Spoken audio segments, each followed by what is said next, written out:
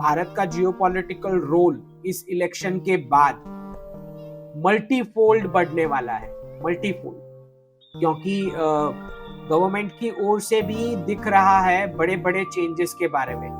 जो I think last talk में जो मैंने बात की थी कि किस तरह से सारी अर्बन सिटीज में टीयर 1 सिटीज में डॉलर के इम्पैक्ट की वजह से सारे क्राइसिस, क्योंकि सारे फॉर्मेट हमने जो चिपका दिए हैं, जो आपको दिखाई पड़ता है कि स्ट्रीट बिल्डिंग हर जगह खड़ी कर दी, अर्बन प्लानिंग कुछ किया ही नहीं। वाटर का आप देख रहे हो प्रॉब्लम बेंगलोर में।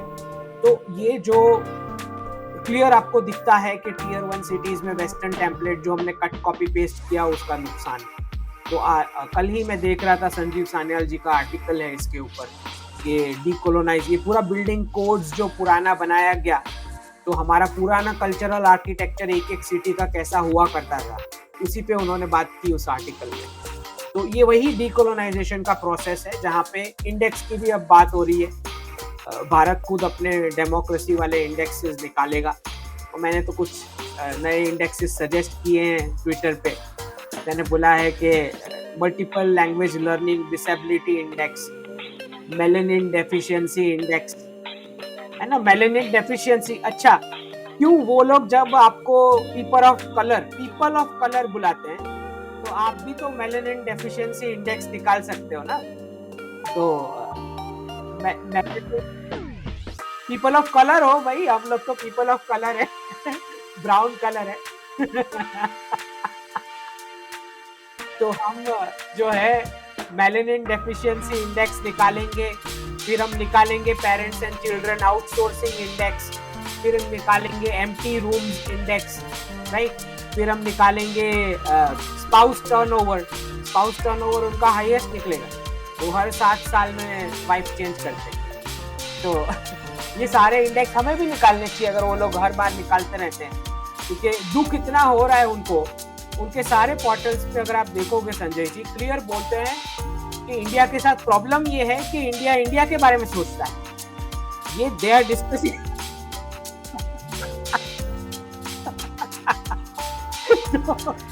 ये this is a problem they are trying to solve. मतलब उनकी प्रॉब्लम की लिस्ट में ये बड़ा प्रॉब्लम है कि इंडिया के लिए सोचता है कितनी गजब की बात है, बताओ। हर जगह अभी भी देखो सीए के ऊपर भी वी आर कंसर्न करके आ गया था उनका, फिर एमईए ने उसको रिबटल देना पड़ा। आई थिंक ये जो है इनका माइंडसेट कॉलोनियल वाला जो है रिपेयर नहीं होने वाला, इसको बहुत टाइम लगेगा।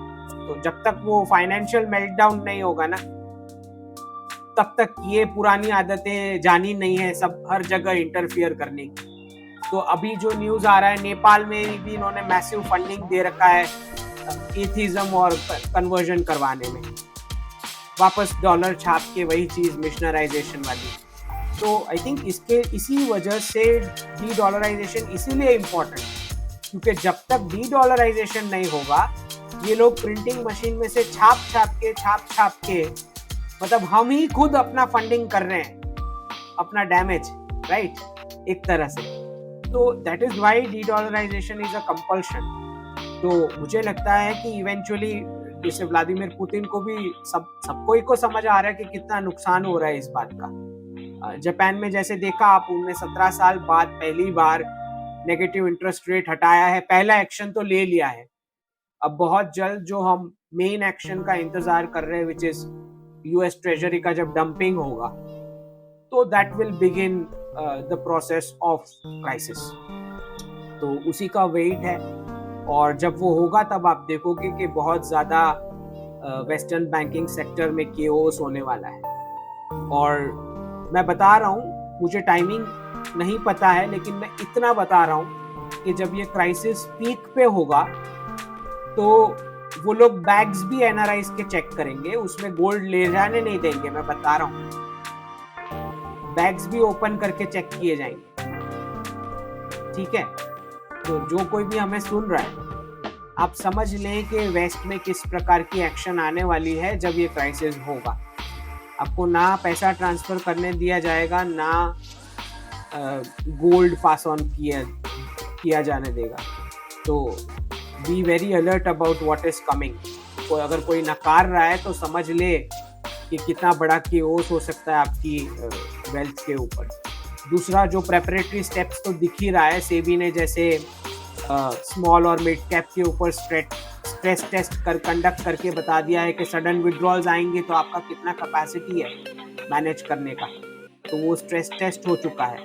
उसके बाद जो नया एक्शन आया है कि म्यूचुअल फंड्स को बताया गया है कि ओवरसीज ईटीएफ में आप पैसे नहीं लगा सकते अप्रैल के बाद। ये सारे प्रिपरेशन हो रहे,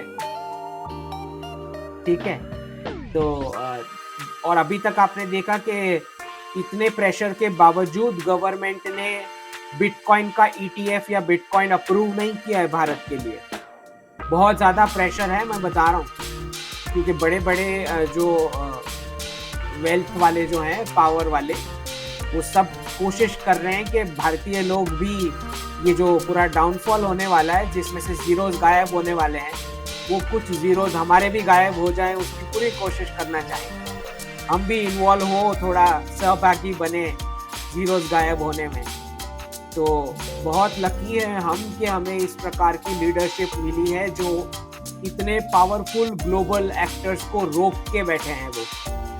तो हमारा ड्यूटी बनता है कि जब हम वोटिंग के लिए जाएं, आई थिंक जब ये टर्म खत्म हो जाएगा संजय जी, जब नेक्स्ट डिकेड में जब गवर्नमेंट के अंदर से कोई व्यक्ति जब ये लिखेगा बुक में कि क्या क्या कैसे कैसे प्रकार के पावर्स आर्म ट्विस्ट करने की कोशिश कर रहे थे भारत सरकार को, और किस प्रकार से मोदी जी की लीडरशिप ने देश को हर एक क्राइसिस से निकाला है, चाहे कोविड हो या ये जो इंटरनेशनल प्रेशर्स हो, आप चौंक जाएंगे कि इतना इतना खतरनाक रेजिस्टेंस दिया गया है दिल्ली से।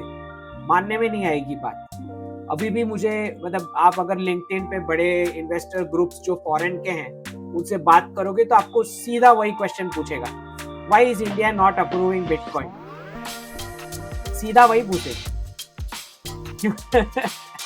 तो उनके जीरोस गायब होने हैं और वो चाह रहे हैं कि भारतीय लोगों के भी पैसे उसमें फंसे।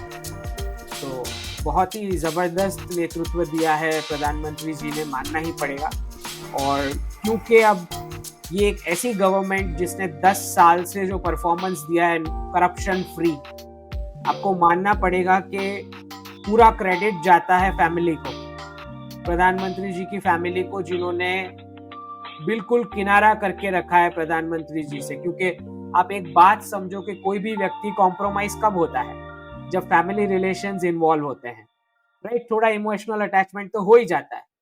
तो हमें ये क्रेडिट देना पड़ेगा कि वो फैमिली ने बिल्कुल सादा सा जीवन जी रहे, कोई कनेक्शन नहीं है, और उसी के चलते पूरे भारत में टॉप डाउन आपको नॉन करप्ट गवर्नेंस मिल पा रहा है। तो वो पूरा क्रेडिट जाता है उनकी माता जी को, जिन्होंने इस प्रकार की परवरिश की। और मुझे लगता है कि अगर प्रधानमंत्री जी ने पूरे भारत के परिवार को परिवार माना है, सब सिटीजन्स को, तो हमारा भी दायित्व है कि उनको जो 400 सीट्स का उनका एम है वो पूरा करवाएं। तो एक एक वोट इम्पोर्टेंट है इस इलेक्शन में। बिल्कुल भी कोई ओवर कॉन्फिडेंस में ना रहें, ऑपोजिशन के बहकावे में ना आए। हर एक वोट इम्पोर्टेंट है। आपके नेबर्स को उठा के लेके जाओ वोटिंग के लिए, कोई आलस उस दिन नहीं चलेगा। जब आपको मिनिस्टर्स मिल रहे हैं जो 12-12 घंटे काम करते हैं आपके लिए 10 साल से, अपने परिवार को साइड पे रखते हुए, एक भी छुट्टी लिए बिना, तो हम एक वोटिंग तो कर ही सकते हैं और कुछ ना कर सकते।